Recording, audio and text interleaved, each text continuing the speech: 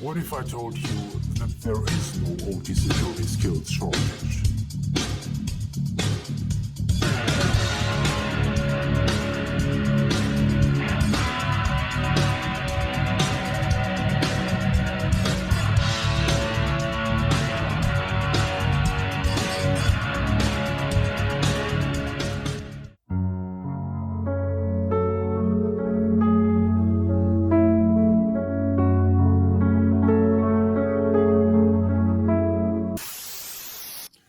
How many times did you hear corporate spokespeople and the media whine about an alleged OT security skills shortage?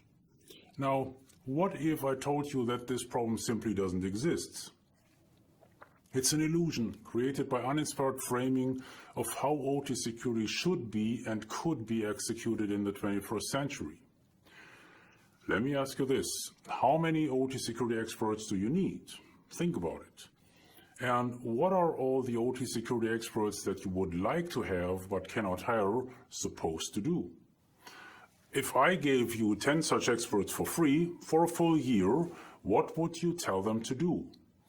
Should they do vulnerability management? Should they analyze anomalies in network traffic? Or should they perhaps create an asset inventory? All important activities, aren't they? Let's look at these activities in more detail. As of today, there is a total of 175,000 known vulnerabilities. On some particularly bad days, you can see dozens of vulnerabilities being published for a single product family. On other, even worse days, you can see vulnerabilities being published for a software component that affects hundreds of products. If this wasn't already bad enough, your life gets more complicated than those of IT security experts because you just don't need to bother with the newest, hottest vulnerabilities. In OT, a high number of unpatched vulnerabilities is many years old, sometimes decades.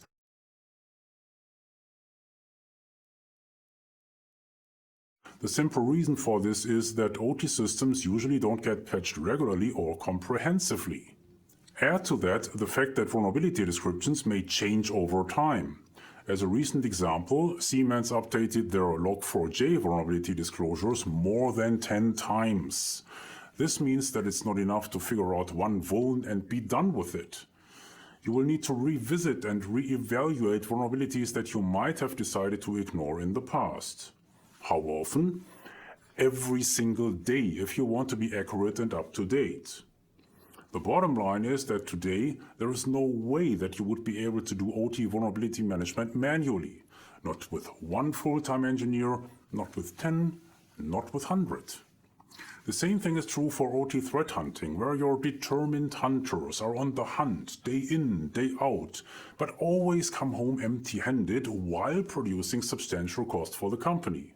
Or in OT asset management, where you send out some poor maintenance specialists in order to compile an asset inventory, but still have no clue how many PLCs you have, let alone firmware versions or network topology. This brings us to the core of the problem. A large amount of OT security activities as executed today is a total waste of human resources. It will never yield a good ROI, risk reduction, or whatever you want to call it. If you spend your OT security talent on low-end grind, you are treating this rare talent like galley slaves. Not only is this a waste of human capital, but it will also lead to frustration and burnout for those who thought they had signed up for something cool and thrilling.